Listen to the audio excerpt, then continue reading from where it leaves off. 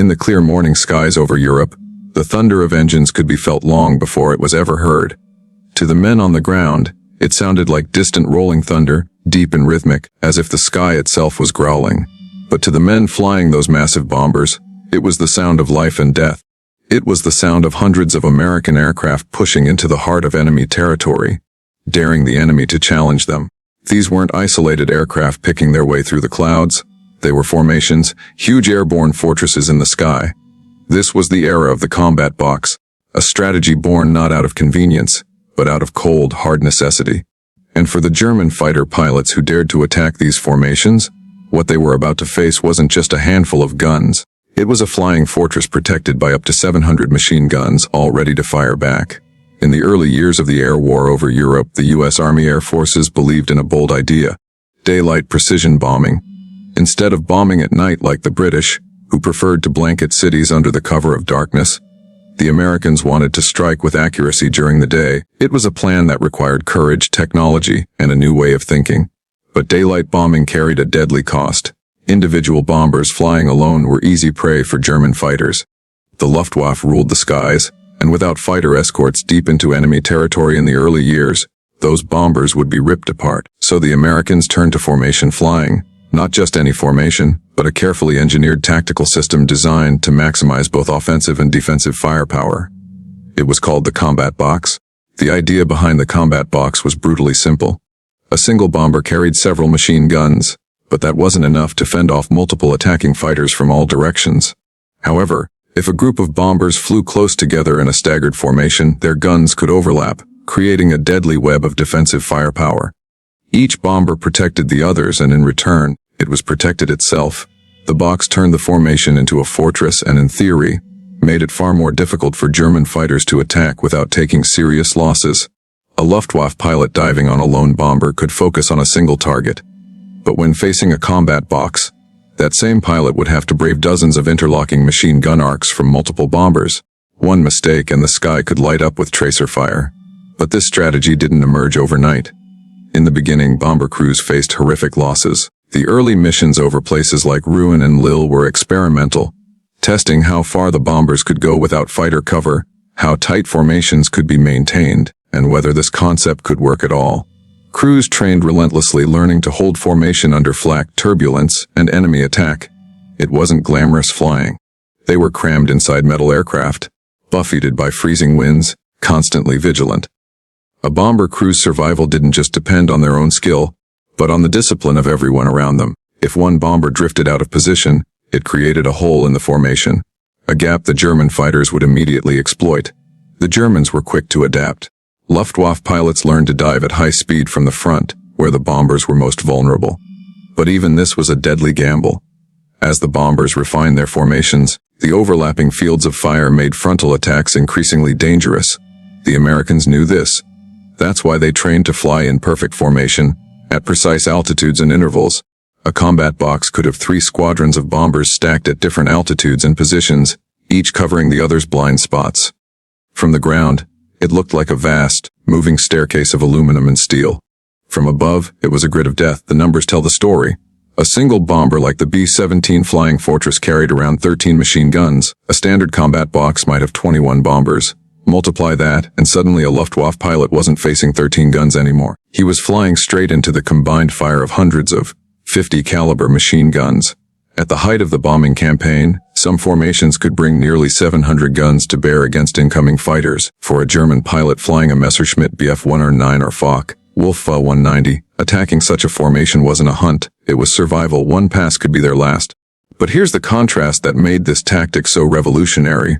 While the British tried to survive the night, the Americans decided to dominate the day. Instead of hiding from the Luftwaffe, they faced them head-on. Instead of dispersing their bombers, they bunched them together. The combat box was a statement of defiance. It told the Luftwaffe, if you want to stop us, you'll have to fly straight into a storm of lead.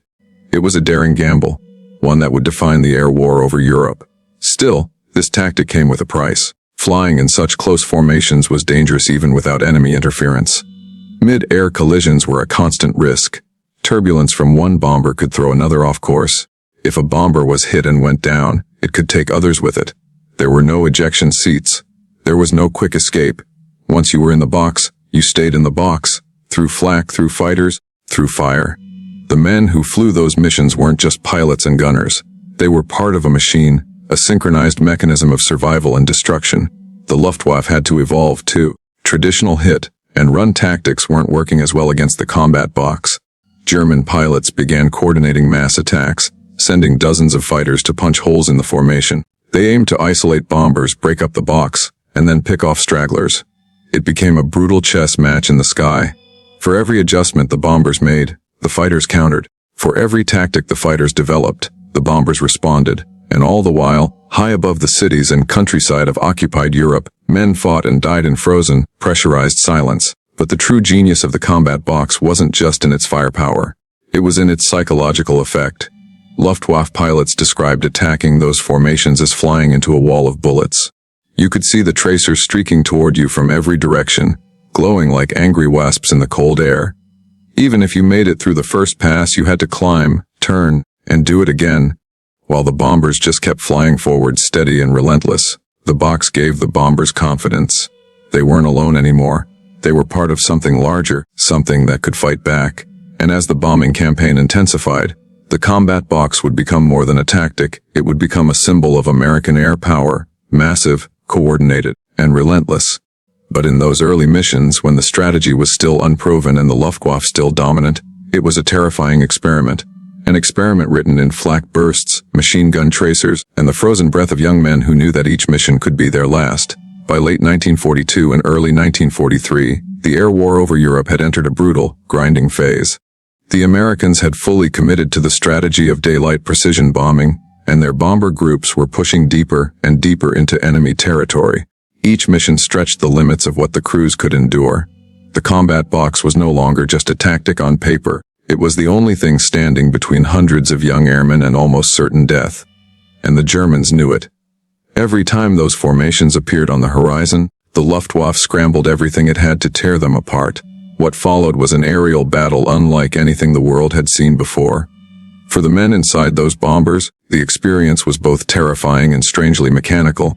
The moment they crossed into enemy territory, the radios would crackle with terse updates. Bandits, 12 o'clock high. It was a phrase that could make a man's stomach turn to ice. Dozens of German fighters would appear as tiny black dots in the sky, growing larger and larger by the second. The formation would tighten instinctively. Pilots adjusted their throttle, bombardiers checked their sights, gunners locked their weapons. The combat box wasn't just about position. It was about trust. You trusted the bomber to your left, the bomber above you, and the bomber behind you. Because if even one of them wavered, everyone could pay the price. The first waves of German fighters often attacked head-on. They knew that the bomber's nose was the most vulnerable point. At that range, a split second could make the difference between life and death. The German pilots would dive in at high speed, firing bursts of 20 mm cannon shells and machine gun fire, then peel away before they were shredded by the return fire. The air would light up with glowing tracer rounds, streaking through the sky in every direction. It wasn't elegant. It was chaos. A deadly storm of steel and lead. But that chaos was calculated. Each bomber's guns were positioned to cover the others. The nose gunner, the top turret, the waist gunners, the tail, all firing in carefully planned arcs. A German fighter approaching a combat box wasn't just facing one gunner. It was facing a coordinated wall of fire from multiple aircraft. Luftwaffe pilots began describing the experience as flying into a meat grinder.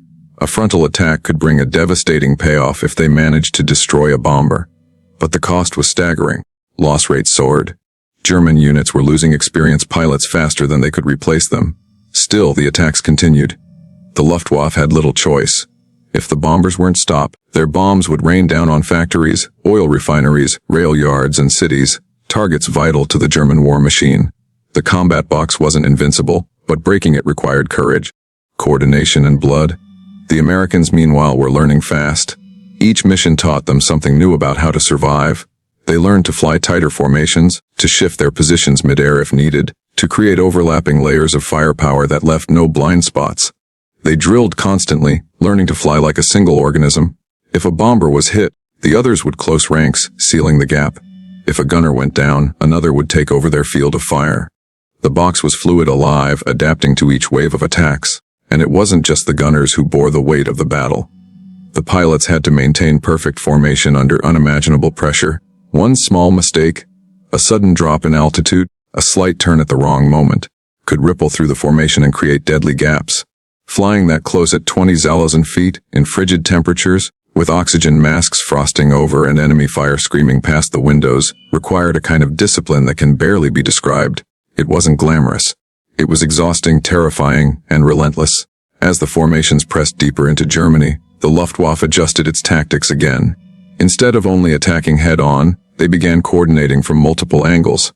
Fighters would come from the front, the sides, and the rear simultaneously. Some would dive from above, while others came in low to catch the belly of the bombers where armor was thinner. It became a swirling, three-dimensional battlefield. The sky was full of contrails, smoke trails, black bursts of flak, and the glowing arcs of tracer fire. At the center of it all, the combat box held its shape like a floating steel citadel, refusing to break. The psychological pressure was immense. Bomber crews described how their hands would shake uncontrollably even as they kept their positions. Gunners would fire until their barrels overheated, until their gloves were burned, until the air was so thick with smoke they could barely see. And yet they held. The bombers didn't have the agility to dodge. They didn't have the luxury of retreat. They had one mission: get to the target, drop the bombs, and get home. The combat box was the only thing that made that possible, and for the Luftwaffe pilots, each attack became a gamble with death. The more experienced ones developed tactics to minimize their exposure. They learned to dive in pairs or groups, to attack from oblique angles, to try to pick off the edges of the formation where the defensive fire was thinner. But even then, every second spent in the gun's line of fire was a second too long. Many never made it out of those attacks. Wreckage littered the skies, burning planes, parachutes drifting down like white flowers against the blue. But here lies one of the most striking contrasts of the air war. The Germans had speed, maneuverability, and deadly firepower in their fighters, but the Americans had something the Germans couldn't match: overwhelming numbers and discipline. A single bomber was vulnerable. A combat box of bombers was something entirely different. It was like facing a moving fortress in the sky. Even the most skilled Luftwaffe ace had to think twice before diving into a wall of interlocking, 50 caliber fire, and the effects of this strategy began to show. German losses mounted, Luftwaffe morale suffered, experienced aces were irreplaceable, and the new pilots sent up to face those formations often didn't last long. The sky became a deadly classroom, and few survived long enough to graduate. Meanwhile, the Americans were becoming more confident. They refined their tactics, improved their formation discipline, and learned how to make their box formations even more deadly. The bombers themselves were constantly being modified and upgraded to carry more guns, more armor, and more men ready to defend each other. Still, the combat box was not without its weaknesses. Flak, the German anti-aircraft artillery, was a constant menace. The formations had to fly straight and level during their bomb runs to ensure accuracy, making them sitting ducks for ground-based guns. A direct hit from flak could rip a bomber apart. A near miss could shred its control surfaces or wound its crew. While the combat box protected against fighters, it offered little defense against the black puffs of flak bursting around them. Every mission was a balancing act between overwhelming offensive force and terrifying vulnerability. Even so, it forced the Luftwaffe into costly battles. It made every attack a calculated risk for the German pilots. And it bought time. Time for the Americans to bring more bombers, time to extend their fighter escort range, time to tighten the noose around German industry. By 1943, the combat box was no longer just a tactic. It was the backbone of the American strategic bombing campaign. But the most chilling thing was the sound. Veterans described it again and again. The deep, steady roar of hundreds of engines in perfect harmony. The rhythmic clatter of machine guns echoing through the air. The whistling of flak fragments hitting the fuselage. For the men who lived it, it wasn't some distant history. It was a sound they could never forget. The combat box wasn't just a formation. It was a way of surviving in a sky designed to kill. By 1944, the combat box had become an unmistakable signature of the American bombing campaign. The skies over occupied Europe and Germany would darken with hundreds of silver bombers, their contrails crisscrossing high above the earth. For those on the ground, it looked almost serene, dozens of aircraft gliding in disciplined formation. But for anyone who had ever been in the air, the calm was an illusion. Inside those bombers, men were living minute to minute, locked into a rhythm of fear and duty. For the Luftwaffe pilots who faced those formations, each appearance of a combat box wasn't just another mission. It was another gamble against overwhelming firepower. The Americans perfected their formations into layered, almost mathematical structures. Each bomber had its place. Every position was calculated so that guns overlapped with ruthless efficiency. High, low, lead, tail. Each bomber was both shield and sword for the one next to it. The formation was no longer a simple box. It was an intricate web. Front elements provided forward coverage, high elements covered from above, and rear elements protected the vulnerable tail. At its most powerful, a single formation could fill the sky with a defensive firestorm. The closer a German fighter got, the deadlier the situation became. And yet, despite this fortress-like structure, the Americans were still bleeding. Mission after mission, bombers came back riddled with holes. Some never came back at all. A crew might spend hours flying through sub-zero temperatures at 25,000 feet, only to find themselves locked into the bomb run, the most dangerous part of the mission. That's when they couldn't maneuver.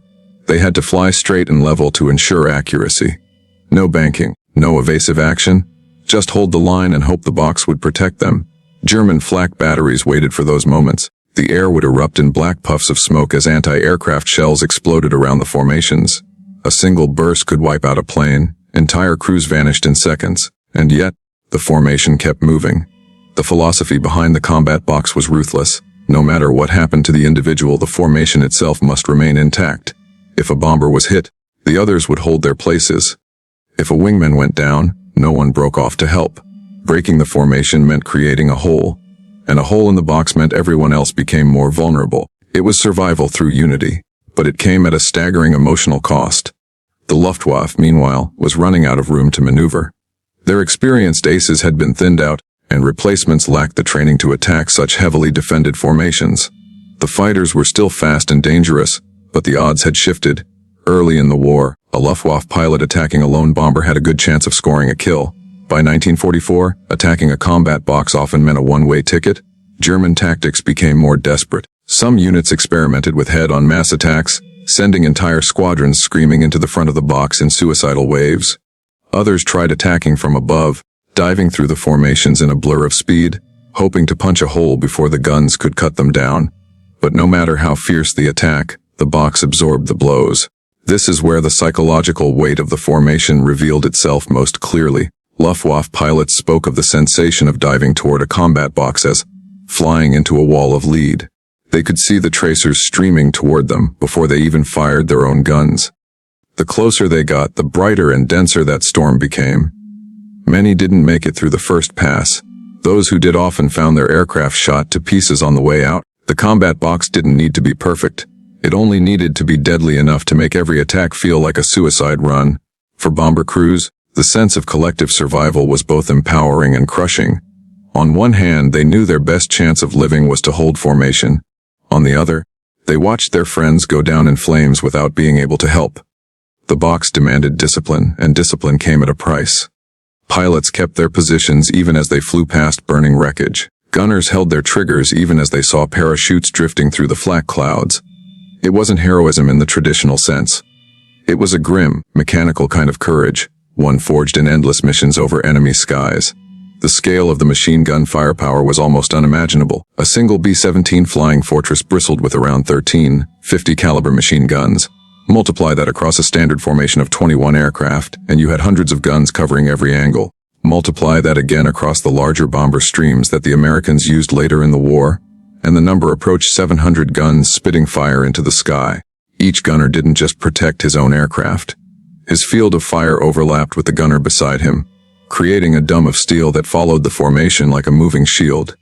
For the Luftwaffe, this changed the balance of power in the skies. Their best pilots were forced to use increasingly dangerous tactics. Some began carrying heavier armament, cannon-armed Messerschmitt Bff-110s or rocket-equipped Wolf Tu-190s, hoping to blast the bombers from longer range. Others began attacking in specialized units, coordinating their strikes in waves to overwhelm the box. But the Americans were no longer the inexperienced crews of 1942. By 1944, the bomber groups were seasoned, hard, and unflinching. They had seen too much to break easily. And then something shifted even further in the Americans' favor: long-range fighter escorts. The arrival of the P-51 Mustang changed everything. Suddenly, the bombers didn't just have their box of guns. They had fast, agile fighters sweeping the skies around them. The Luftwaffe's window to strike grew smaller and smaller. The combat box, once a desperate necessity, became part of an unstoppable offensive. The formations punched deeper into Germany, hitting oil refineries, industrial centers, and transportation networks with relentless precision. The Luftwaffe, outnumbered and overstretched, simply couldn't keep up. But even with fighter cover, the combat box remained central to bomber strategy. It wasn't abandoned, it was enhanced. The fighters gave the Luftwaffe something else to worry about, forcing them into defensive fights while the bombers pressed on, and the formation kept its shape, its deadly discipline, its unrelenting pace. The Luftwaffe had no real answer. Every attack was met with a roar of machine guns and swarms of Mustangs. Every mission drained their resources further. The impact of this strategy went far beyond the skies. German industry began to falter under the pressure. Oil production plummeted. Transport networks crumbled. The Luftwaffe itself was starved of fuel and parts. The very forces that had once dominated the skies over Europe were now being blood dry, not just by the fighters, but by the slow grinding, relentless advance of those combat boxes. Each mission was like a hammer blow, and the Luftwaffe was running out of anvil. For the men who flew in those formations, victory didn't feel glorious. It felt cold, mechanical, and earned inch by inch through unimaginable endurance. They watched friends vanish into smoke. They felt their planes shudder under enemy fire. They smelled the cordite from their own guns, yet they flew on because the box demanded it. Their survival depended on the machine, the structure, the discipline, the firepower. And as the war reached its climax, that machine proved too much for the Luftwaffe to overcome. In the end, the combat box wasn't just a clever formation. It was a symbol of American air power, massive, methodical, and unstoppable once it was in motion. It took a simple truth, strength and unity, and turned it into a lethal weapon. For the Luftwaffe, facing that storm of 700 machine guns meant charging into a fight where courage often wasn't enough. And for the bomber crews, surviving inside the box meant accepting its brutal logic: hold formation, trust your comrades, and keep flying through hell. Even decades later, veterans still spoke of it with a mix of pride and quiet dread. The box saved their lives, but it also forced them to watch others lose theirs. It gave them power, but it took away the freedom to act alone. It turned chaos into order, and order into a weapon. So when historians talk about why American bomber crews started flying in combat boxes and why Luftwaffe pilots faced 700 machine guns, they're not just talking about tactics. They're talking about a turning point in the air war. They're talking about a strategy that forced the enemy to pay a terrible price for every attack. They're talking about a fortress in the sky, built not of stone and steel but of discipline, firepower, and human will.